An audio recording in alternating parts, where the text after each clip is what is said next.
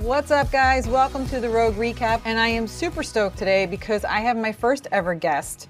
He is super snarky. He's way snarkier than me, which is part of the reason why we're such good friends, right? Because people like me, we need to find competition in conversation. Who can say the next quippiest, funniest thing, and who knows more?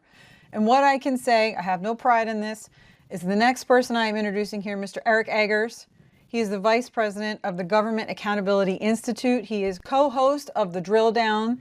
He is a movie producer and director and writer of The Creepy Line, which predicted the 2020 election in 2018, which is super weird. I don't know, maybe he's also a telepath or like a psychic. I'm not sure. There might be some questions there.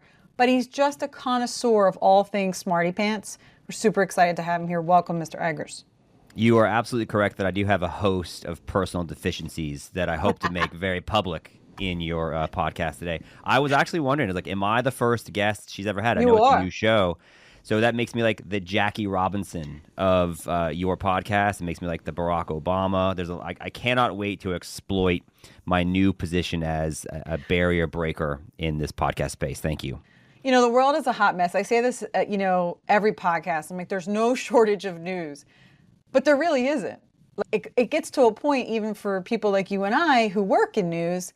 And for those of you listening, Eric and I have been friends a long time, and he really and truly is a savant. The guy knows things. I really like Jeopardy, and I love Alex Trebek. And then I was like, wait, I'll just be friends with 𝐃𝐃𝐢𝐥𝐃𝐿 because that's just like walking Jeopardy. He knows tons of things, and you're like, how do you know that? And he just whips them out. I'm like, I don't get it. It's weird. But he has sort of a wealth of knowledge about where the money comes from, where's the sourcing from, who's actually behind all these terrible things. So I really wanted to talk to him today, not just to bash all these lunatics in LA. And now, Eric, right, what is it, Austin, Chicago, New York? It's everywhere. It's crazy. It literally is. I took my son to see the new Mission Impossible film last weekend. How was it? And it was really good. I mean, it depends on how you want to consume things. It's a little wokey in some stuff. Oh, really? But as a piece of like fun popcorn movie, the stunts are crazy. It's cool. But the point of it is like it starts with there is no truth. The world's on fire. Everyone's mad at everybody. And it's like the stuff they show is like, wait, no, that's Los Angeles, guys. Like that is literally what we're seeing. And it is bizarrely predictive of what we actually now consume as actual reality. It's terrifying, but it's great if you're in the news business. I also just want a quick fact check. I'm not a savant. It's a mistake a lot of people make. I'm just socially awkward. And so, as your audience is about to find out. Well, I think, one of the things I find really funny in this business, and you and I are both in it, we both worked in radio, we both worked in TV and podcasting and documentaries and worked on books. And I think in each of these spectrums of media, when you're trying to give your audience something to consume, you're really trying to give them something they can't get anywhere else. Mm-hmm. Typically, in our business, that's the truth. People they're having a hard time with the truth. Or how about a perspective that's true, right? A perspective that's true that you're not really allowed to, or there's not space to have. I remember thinking in 2020 and reading about, so I wrote a book in 2018 called Fraud, How the Left Plans to Steal the Next Election, and, talked about all the vulnerabilities in the electoral system and everything else. And I really did think that Donald Trump would win the election in 2020, even though the polls showed he was sort of losing. But one of the reasons why I thought that is there was all these studies that showed that no one felt comfortable. He'd been so demonized and vilified for 4 years that people that wanted to support him didn't feel like they could because it'd be a very real societal cost. And that was like happening in the context of like COVID and like, are you allowed to actually live your life? Because your very existence as endorsed by government policy was a threat to other people. And other people were encouraged to see your existence as a threat. And that obviously then transferred to, well, if you support the wrong ideas, the wrong people, then that also was a threat. And I think it had kind of helped create some of the social frameworks and emotional frameworks for some of the stuff that you're now seeing today, which is very unfortunate, but maybe not the worst thing in the world. It's really bad if you're an American. It's not the worst thing in the world if you're in the media business, as we are. Yeah, I mean, the problem with the media business is it really does love the ratings. that Oh, yeah. all of this chaos brings. As a human, as a Christian, I really struggle with it. Like I think about, I'm sure you saw that video where there's this woman and she's going to work and these two woke Karens are blocking her on their bikes with their signs. Dude. That, Yes. it's cringe. It's so cringe. Like, and the best part is she actually kind of like tries to like mind F them a little bit, right? Because she's like, I'm black. I'm the person you think you're out here supporting. I need to go to work. My child's in my car. I have other children. Like, please get out of the way. Dude, and the hippie in the tank top's like, work? Work? What's work that? is so much less important It was than so standing yesterday, up for okay? I'm justice. like, right. ugh. Bro, do you even work? I mean, honestly, both of those people needed. There was another guy. I can't ever play this video because it's so wrong. But there was these three black guys in LA, and they're talking about. The one gentleman is explaining to his other two friends, and I use the word gentleman loosely. They're around this, like, I don't know where they are, in an alley somewhere. And he's explaining to them, he's like, you got to go back to the 60s when they used the hoses and the dogs. And the other guy's like, bro, what are you talking about? He's like, it's not right. It's not right. You can't just come into America and break the laws. And what's funny is, in his brain, as nuanced as his ideas were, he's like, America has never been so weak.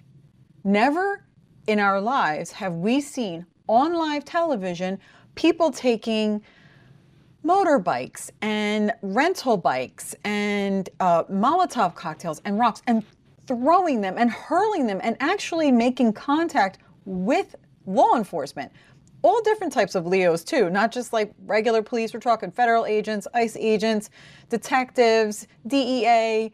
They don't give a rip. I watched a woman take her pocketbook and whack this cop in the face. And I'm thinking to myself, when I get pulled over, I can't breathe. I cannot imagine. And I think I'm pretty tough. Like, I don't take any crap from anybody, but I am not disrespectful to our police. Like, what? No, I would imagine I try to be very respectful for law enforcement generally, but Yes. when anyone else has a weapon, I'm like, yes, sir. Yes. Now. And no, but think about what you're talking about though. Like that speaks to what's been happening. The summer, we did a podcast a few weeks ago. We talked about the 5th anniversary of the George Floyd riots, Yes. and it was the summer of COVID, summer George Floyd. And one of the things that came out of that is how much harder it became for law enforcement to actually recruit people because nobody wanted to be a police officer. Yeah. Police officers, I mean, obviously there are law enforcement officers who do a bad job or who they make mistakes and, they're not perfect, Absolutely. just like any other population. But they were vilified in a way, and the vilification, the protests were celebrated in a mainstream way.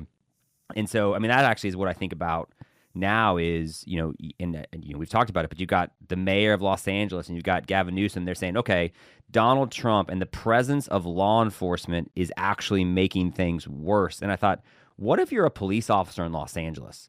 Like, at no point has anybody said the police officers are doing a great job. The implication is actually the opposite. They're suggesting that the presence of law enforcement is what's leading to violence and crime. And that is so backwards and wrong. It's like Orwellian and dystopian.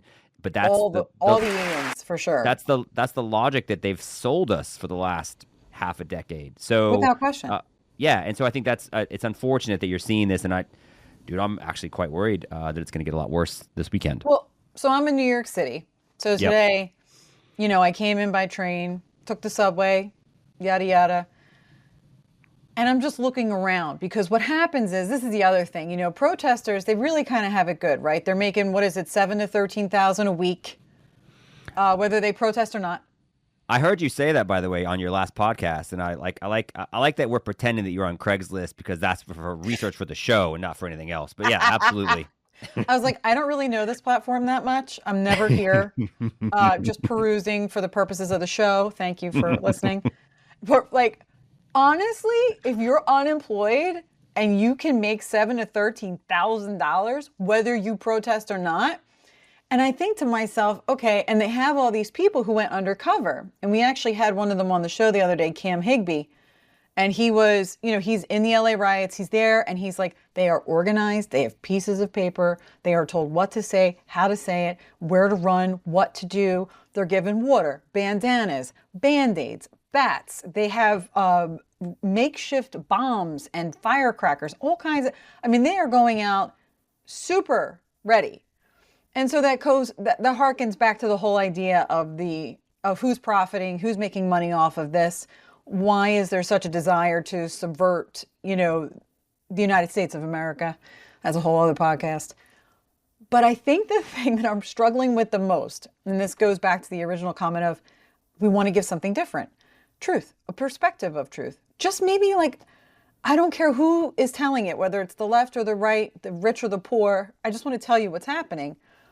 And I'm looking at CNN and I feel like, to your point, I'm back during the George Floyd riots. I'm looking at Dana Bash and Jake Tapper and Nicole Wallace and, the ridiculous people that sit around that desk on The View.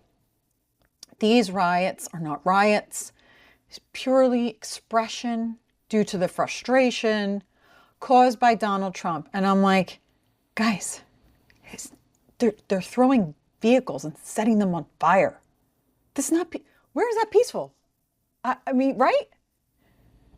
No, it's a good gig. It's well paid, and based on the video I've seen of people looting, the Apple Store, it comes with a free iPhone. So but it's not their fault, okay? No, it's not their fault. No, it's just expression. The worst. And I think it speaks to, and I think I heard you say this before, there weren't really any consequences for doing it in 2020, right? Like, you got bailed out, there's all these funds, and it was, I think the left saw this as, we're even our vice president. This. Yeah, that's what I'm saying. So, and Mike, Tim Walz, yeah. So the person who presided over the dumpster fire that was Minnesota during 2020 got picked to be the vice president. They say, oh, I'm here to code talk to white guys. No, I think it was actually meant as an endorsement of all the other behaviors that they sort of helped foment and help celebrate in 2020. It's a disaster. And Minnesota was worse, not just in terms of the riots for the George Floyd stuff, but then also they were among the more hard-handed stuff for COVID shutdowns, right? You've seen those videos of them firing rubber bullets, telling people to go back inside. It's the worst thing. Parents, the worst kids. Yeah.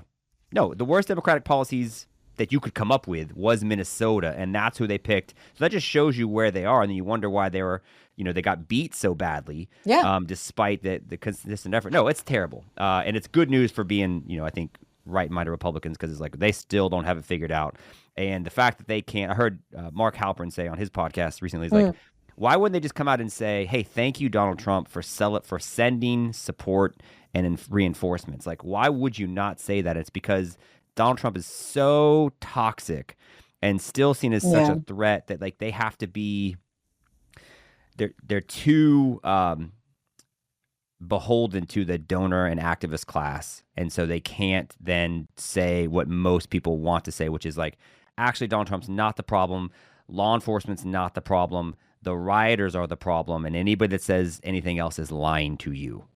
So I want to go back to something that just made me think of it. The lobbyists and the people who sit on the boards and the people that are getting kickbacks and are literally making money off the demise of others, right? Mm-hmm. So you look at, 2020 and Donald Trump, and I always say the same thing. I'm like, people love Donald Trump. You say what you want. I don't have to marry him. I don't have to have dinner with him, but I like the way he runs business. Yeah. So if you can put aside your personal agenda, we have Joe Biden who's sniffing and touching small children on camera. It's not for debate. It's just not, That was a deep fake and you know it. It's I'm sorry, guys. It's just weird. It just is. You got it. And then, we had the whole Ashley Biden diary thing. We'll just sweep that under the giant rug in the middle of the room. Also, remember when that lady accused him of sexual harassment? That was a big thing too for a minute, and then that went away. Just like the laptop from hell went nowhere. And all of these accusations. And the problem is, and it goes to every single thing, right? Whether it's the election in 2020, whether it is the original source of COVID, whether it is why it's okay for these thousands and thousands of paid protesters to destroy cities in the name of progress, and I use that term loosely, all of these things, you can't ask questions. If you ask questions, there's something wrong with you. And I'm like, I'm sorry. I thought that was the whole point. If you are committed to your mission, and that's being very kind, why are you covering your face? Why are you covering your face? What are you doing? It's a great point. And that to me was actually the worst part about everything about 2020 was bad, but yes, that you couldn't, and that's why, again, I thought like Trump will win because the amount of space that was taken from us to say things disappeared so dramatically. Like you couldn't question anything, like mask policies, right? Like, like remember, no, you have to wear a mask all the time unless you're at a restaurant, or unless you're like actively eating. Was it bad or is it not bad? And I never wore a mask. I've never fought so many strangers in my life. Yeah. I'm like, I'm sorry.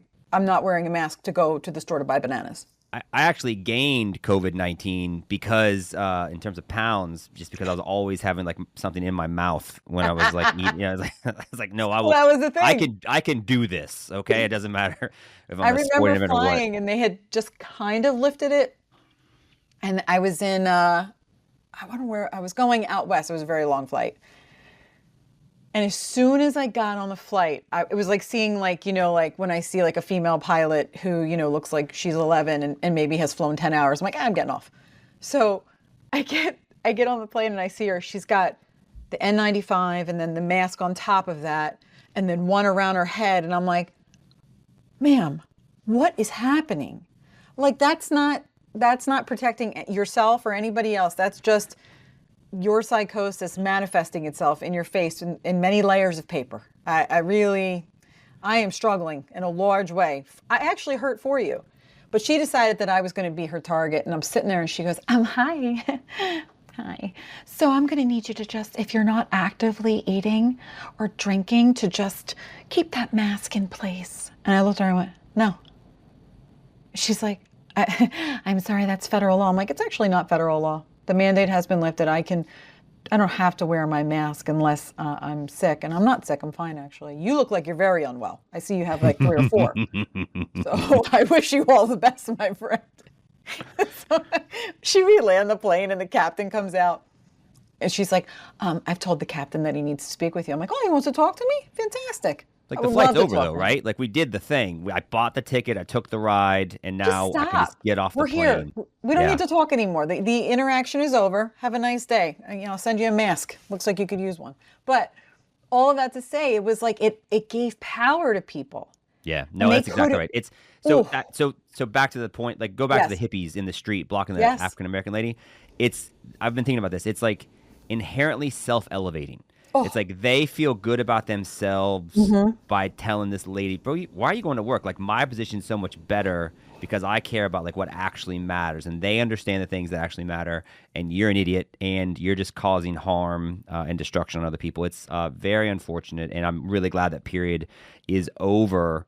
But I do think the seeds of that still very much exist in the small pockets where those people, because you would have to confront. And you'd have to admit to yourself that what you believed and did was wrong, and they won't do that. And so that's why, right? So so law enforcement's still bad, and that's why the immigrants are good. And I think there's a difference, right, between, I think that there's some people that would say, you can't just say, hey, we think forced deportations of people who are just here illegally, maybe that's too much. And I don't think there's as much support for that across the country but you can't just say that. It's like, no. Cops are bad. ICE raids are bad. Those people, that's a Maryland man. It's a Maryland dad. He's not somebody who's got all kinds of problems. And remember, and we talked about this on this week's episode of the Drill Down, like the whole thing started, and Tom Homan said this, our border czar said, we weren't just looking for illegal immigrants. We were busting up a money laundering operation that was benefiting the Mexican cartel. $80 million worth of underreported assets is here. And the drug cartels have made billions of dollars because of this open border policy under Joe Biden. Like that's what they're going after. And I think that's actually, so you've taken like real money that speaks to like a real geopolitical threat to the United States, and people are celebrating it because they think it's about something that is about some civil rights issue, even though it's not really. But to that point, Eric, right? So you made an excellent point on your show. For those of you who missed it in the front, he hosts the Drill Down with Peter Schweizer. It's excellent. It's every week. It's a wonderful podcast. And they do ridiculous research that nobody else does. Truly nobody else does. And they pointed out the fact that Tom Homan didn't like sort of say, hey, that looks like a fun factory to go into. No, that's not what happened. They were executing search warrants based upon information and data that they had collected in their investigations that showed that it was a money laundering operation and that they needed to arrest these people who were operating within the boundaries of and for cartels. And I'm sure it's Tren de Aragua and the Sinaloa, MS-13, God knows who else. Is there something wrong? Like, are we not able to enforce the law? Oh, well, you can't arrest the union leader.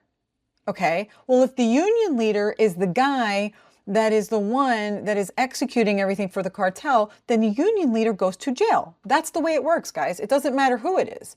That's following the law. But it's this idea that they're convoluting it with the illegal immigration fight. And they're saying, oh, they're just trying to feed their families. I'm like, bro, he's not trying to feed anybody. He's laundering money for the cartel. Like, stop. It's so, but see, to your point, and what we were saying earlier, people don't know this, right? Because they're not seeing it. They're not watching what they need to watch to learn what they need to learn. They're just echo chambers. And by the way, one of the groups that helped organize these protests that we talked about in our podcast, 𝐃𝐫𝐤𝐥𝐿, Yes. We actually had one of our researchers and author, Jed McFadder.